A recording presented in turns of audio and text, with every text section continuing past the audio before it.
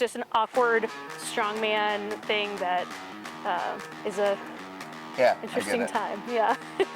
You look so bougie with your starbs and your sunglasses. And I feel like I am.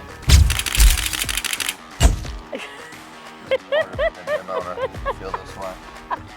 Anywho, okay, we're gonna do duck walks and then what? We're gonna do duck walks and then we're gonna go inside and take that same T-bar and do some power stairs, which... Up to the thing? Yeah, we'll do power stairs just onto that platform, which will leave the most interesting bruises. But the cool part about that, most of Strongman is a full body motion for a lot of things and a lot of conditioning that you normally don't get with powerlifting. Okay. I started in powerlifting and moved over to Strongman because I got bored with powerlifting. And so it's a completely different type of, it's weird, a lot of different movements, but I like it because it's never ever the same thing.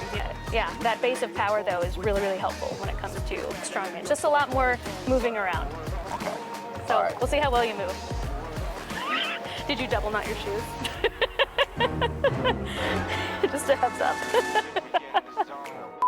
Just hanging on for dear life right now. So that just gets loaded on the pin.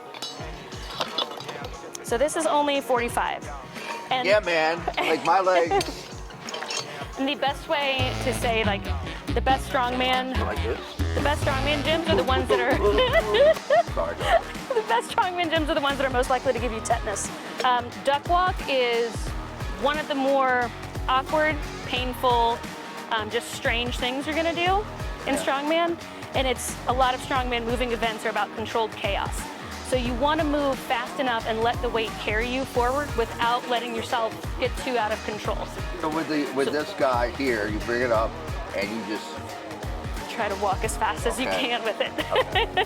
You know that meme of like the... Dude, if I pivot, I'm gonna get hurt out here. You know the meme of like the lizard that's like running across the water? Yeah. That's what it ends up looking like every single time. Okay, I got it. Okay. So what's our distance? We can start pretty simple, just go like 25 feet to get you like acquainted with it.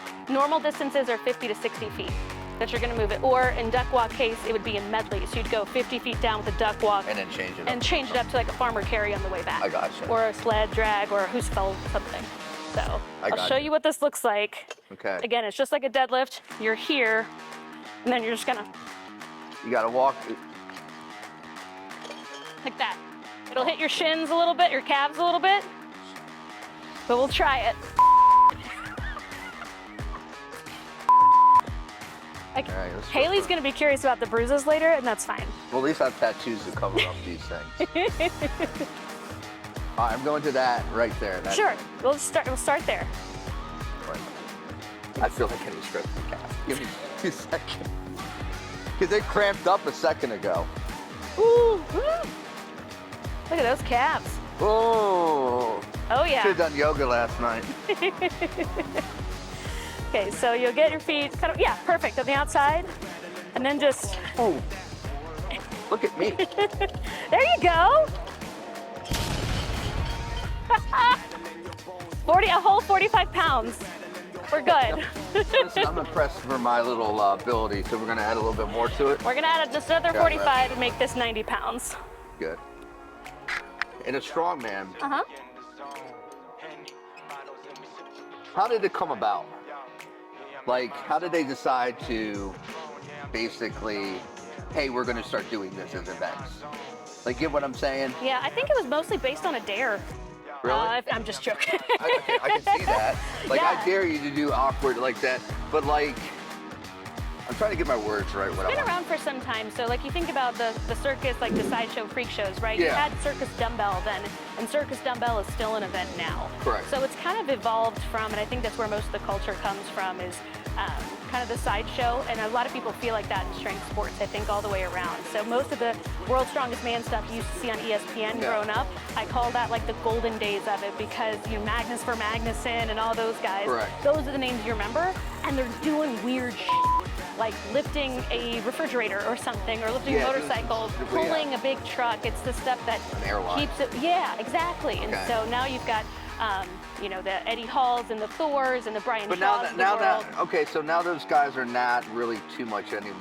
Like, they're kind of like, Shaw's still doing it, and correct me if I'm wrong, because I'm not really a follower, but like, who are the newbies coming up?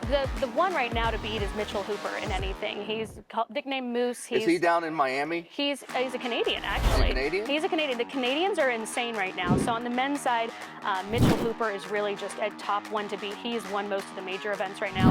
On the women's side, you're looking at a whole host of women because there's Lucy Underdown, who is the first one to pull over 700 on a deadlift, which is wild for women. Not far behind her, a couple other women have pulled 6+, who are much smaller than Lucy, which is pretty cool to see. So do they pull it from the ground, or they pull it from wagon wheels? They're pulling it from the ground. They're wearing suits and usually using straps. But still, 700+ for a woman is pretty insane. But then you've got Sam Beliveau, who is also Canadian, and she is doubled the circus dumbbell with 180. So that's a one-arm press right here with a massive dumbbell twice, 180 pounds. And she weighs like 180 or 150, 160, you know? So it's pretty cool to watch that whole progression happen. And again, World's Strongest Man is still one of the coolest things. You still see Thor every once in a while. A couple of those guys. Bobby Pritchett's kid is now getting into it. So do you feel like it's how do I say this right? Back in the day when you had a lot of those who's Kazmar. Oh, Bill Kazmaier, yeah. So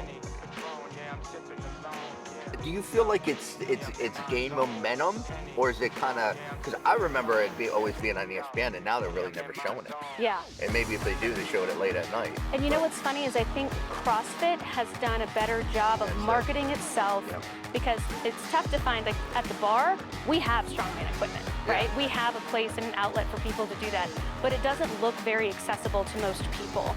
You know, it's kind of, well, I think I would hurt myself, and whereas I think CrossFit has done a really good job, and I'm a fan of anything that gets people off the couch and moving. They've done a great job marketing themselves and creating this community where people feel like they're part of it, and they could train next to the person who's the next big CrossFit star. So I think that's become a really big community binding thing that's more accessible for people, that they feel like they can achieve that next level. Strongman's still, much like powerlifting, I think, disparate with federations, it's disparate with leadership, and who knows who has what record, and that's something we're still trying to figure out. My friend Nancy just set the world record on stones not too long ago, but before that she tried it, and they're like, had a discussion over whether it was a 48-inch load height or a 52-inch load height, and nobody knew. And so it's hard when you don't have that like central organization leadership that has all the records. But does the World's Strongest Man today have that ability, or is it still kind of like, I think so, for the men's side especially. The women's side is still progressing. And we're still really, I mean, you know this, when I first started lifting heavy, powerlifting was probably 10, 15 years ago. For me, having a 315-pound deadlift as a woman was great. Like that was your bar. A couple of years later, it was already 405. A couple of years later, now we're hitting 6 and 7s. And that's your standard. Even for somebody who I compete in the 160-pound weight class, I've got to lift 450 to 500. And that's crazy to me, but I love it. So, but that's just the rapid progression of the women in the sport. You're starting to see more people paying out equally, giving more opportunities. So it's coming, but I think on the strongman level, it's definitely, it's getting bigger, but we can always use more. Like more people, you know, it's like, want more people to see that this is fun and it's weird, it's a little different and painful in a good way. I think. It's another way of exercising. It's a different form of it, and you can do it 6 months pregnant. There you go. You've been doing it for a while. All right, so we put 90 on here. All right. Okay, so this one again, it's not gonna be crazy heavy, just awkward. And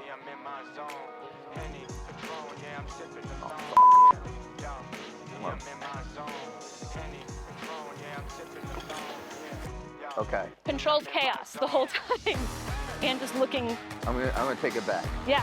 Okay. Here we go.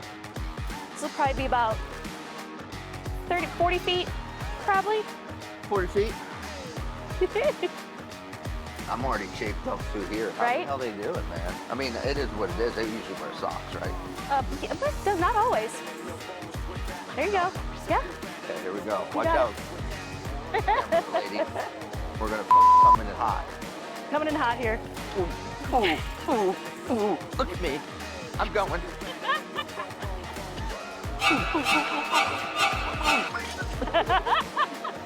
Showing off the thighs today too. I've been working out lately, my legs, so. How does your heart rate feel after that? I'm gonna check my heart rate. It feels good. No, get some cardiovascular activity. Because this is good. It's like GPP. You know what I mean? It's physical activity that gets my heart rate going. Yep. And we have it, but we don't. Yeah. Like, you're gonna have to do it, push sleds around, but like in a normal workout, like you have your speed work and then rest periods, but it's nothing. Yeah. Something like that. Well, and when I hurt my back powerlifting, I was an idiot. It was just me being an idiot, right? That's usually when you get yourself hurt. And the thing that brought me back from it was a lot of this type of work where it's bulletproofing your back. Correct. It's, you know, I actually did a lot more deadlifts, but I did a lot of belt squats and I did a lot of different things that was lighter weight, made me move and made me get a little bit more flexible and completely bulletproof my back. So farmer carries are one of my favorites. Yeah, I get that. Just because of the grip strength with it. Right. And then just the way that my back has been so much stronger. And No, I get it. Fan of it. No, Yeah. I get it. I think it falls, all this, everything that we're doing, you know, like me doing workouts with bodybuilders is a good foundation of a good, quick accessory movement. This is another good thing to like, get me stronger. I love it. You good? She's got it. Okay. I saw that face. So we can move this inside and then do power stairs. Unless you want to take one throw on the sandbag and just see if you can. No. See if you can. Okay. Man. Well, even that. Oh, is it hurting like your rib? So no, it's not the ribs. Oh. I'm getting work done so I'm a bencher. Yeah. So what happens is everything goes in. Oh, yep. So my strength is tightened here. That's why I get work done to open it up. The Thompson bow tie, I wear Yep, that I a love lot that to thing. open up my chest and make sure I have. But right now, if I did that, I'm not joking, I would hurt. This is bothering me from my heavy benches the other day. Oh, and it was.